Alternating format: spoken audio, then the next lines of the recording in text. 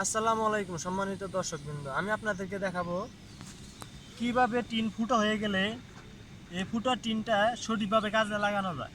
যেমন এই টিনটা যে ফুটো হয়েছে, আমার পার্লিন গেছে এই দিক দিয়ে, আর আমার টিনটা ফুটো হয়েছে এখানে। তো এটা তো ইঞ্জিনিয়ার সাহেব মানবে না।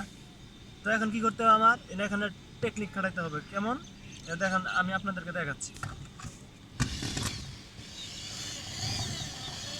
এই যে আমার পার্লিন পায় না, সোজাসুজি পার্লিনের বাইরে চলে গেছে।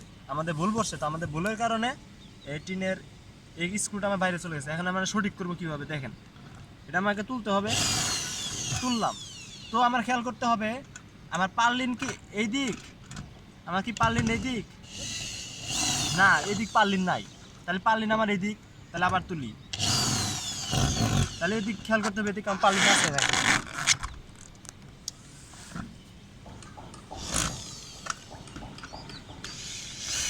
হ্যাঁ, এই যে এদিক পারলিন, তাহলে আমার এদিক পারলেন যেহেতু আমার একটু ক্রস করে মারতে হবে। যেমন দেখেন কি আকারে মারি,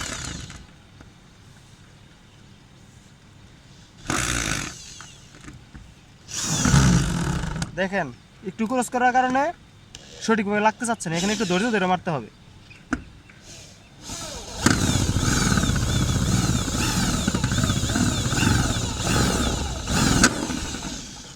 সাইড কেটে গেছে।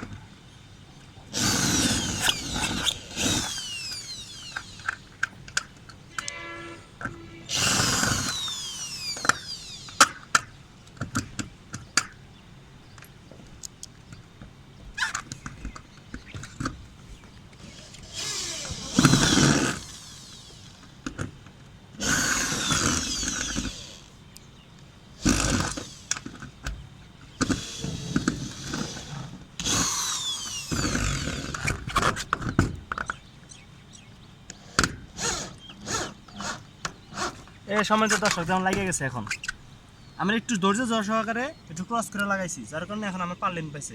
তো এখন কিন্তু ইজিলি এই টিনের স্ক্রুটা আমার সঠিকভাবে লাগিয়ে গেছে। ধন্যবাদ।